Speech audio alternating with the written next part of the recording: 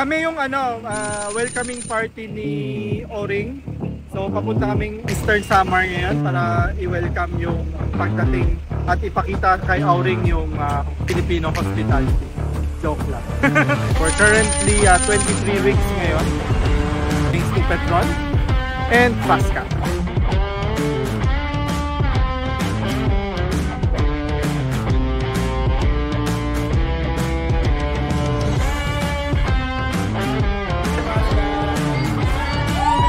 Heavenly Father, thank you for this opportunity to travel together with good company. We thank you for Tim and Janice and their organization and their hospitality. We thank you for this beautiful nation that we have, Lord, na maiikot namin at ma-enjoy namin yung kultura, yung kasaysayan at yung kalikasan nito. We're going to the pinaka-farthest eastern part ng Philippines, which is D1 ng Eastern Samar.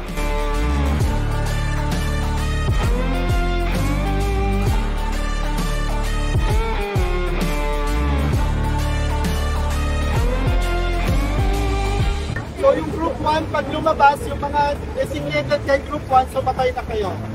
Sunod na kayo, assemble kayo, then go. Okay, ingat after nung kalbo medyo mga bagay.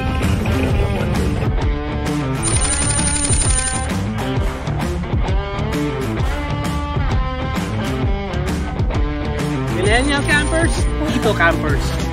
Kulang na lang si Lolo camper.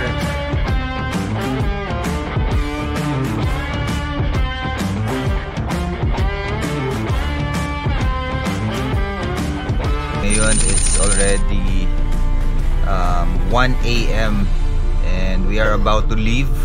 Punta na tayo ng Matnog, Sorsogon para tumawid to Allen, Samar. Super excited kasi first time kong magtawid dagat.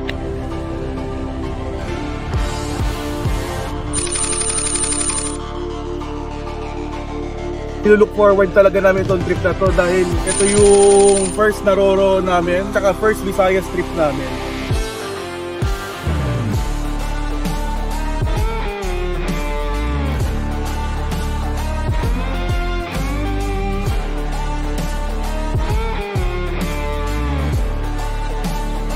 Hello Bridge, engine cool on.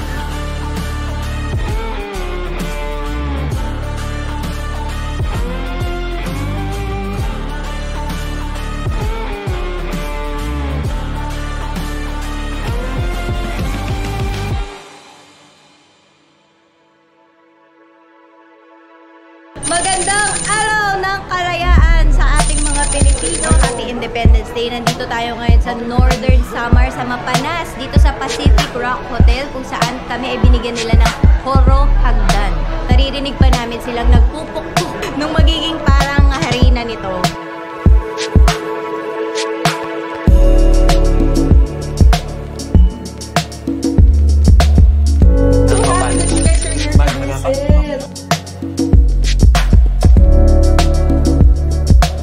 Inaaga sa inyong katanan.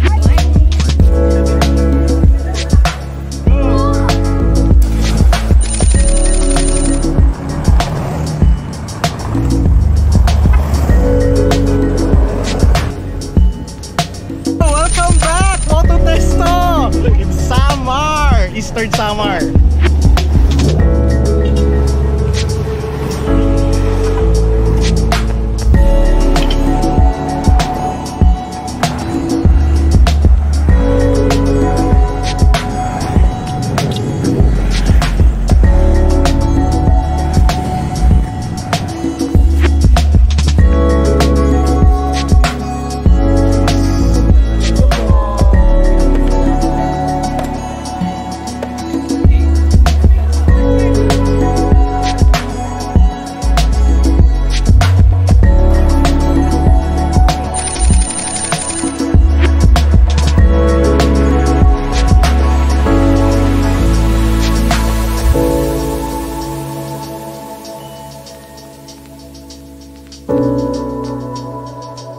Nasa kadulu-duluhan na kami ng the most eastern part of the Philippines.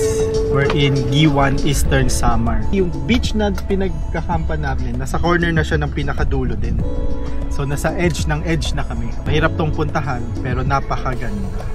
Parang Boracay yung sun.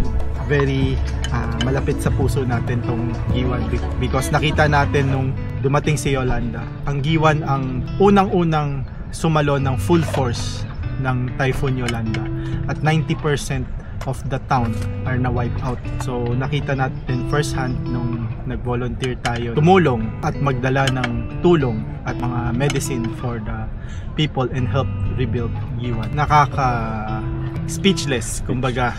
It's a typhoon of the century nung time na yun. Nakaka-touch din sa puso dahil kahit na devastated na yung mga tao nung dumating tayo, maraming hindi nila alam na saan ang anak nila, kapatid nila, magulang nila, kasama nila. Ay pagdating sa Relief Center, meron pa silang maihatid na smile.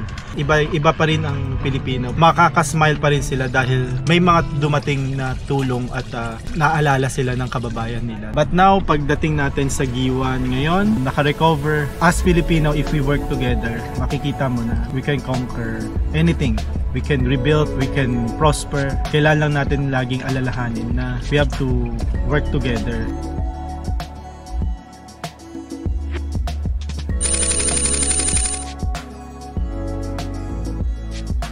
Yung Balanghiga Bells, parang kinuha siya as war trophies because of yung early morning attack ng mga Pilipino. Kasi linode nila yung mga weapons sa mga coffins. Tapos nag-pretend sila na may funeral procession. Kung rining yung bells, that was the signal na magko-commence yung attack sa mga Amerikano.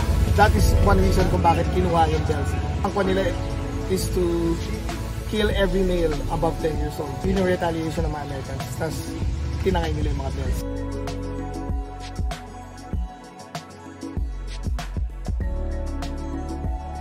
Straight lang, diretso. Welcome po dito sa Sohoton Visitor Center, dito sa Basay or Basay, Samar.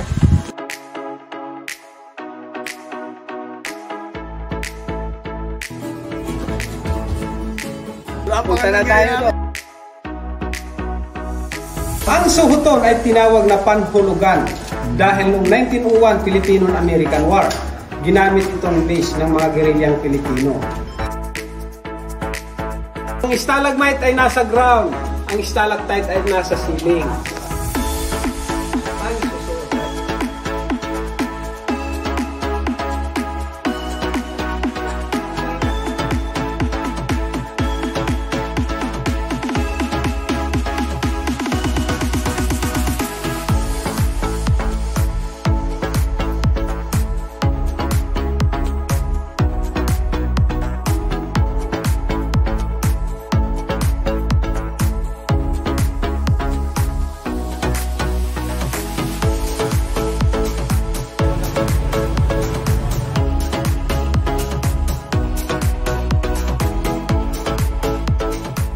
Nandito na kami sa port, Aaron Port, and pabalik na kami ng Luzon. Ganda yung yung naging biyahe namin kasi tuloy-tuloy talaga. Tapos maganda yung nagli-lead na si Sir Tim kasi alam mo talaga na kamay niya talaga yung biyahe.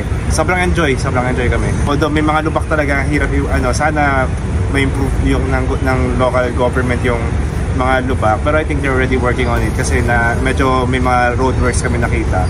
Pero yun nga, yun yung pinaka naging challenge talaga namin kasi kawawa yung mga sasakyan lalo kung maliit yung dala. Pero mas maganda doon, mas maaga tayo nasa oras kaysa sa Google Maps, di ba? Ibang level yun kasi nasa pag may convoy, pag si Tim ang nandoon.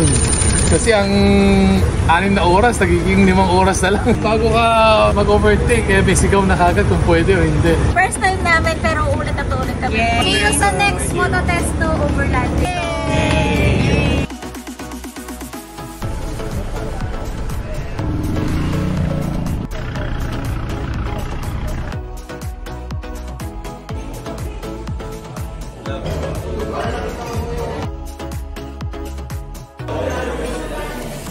We are now in Naga before we head home and we are doing a recharge kasi mahaba ulit yung biyahe natin. That ends our Mototesto adventure. Till next time.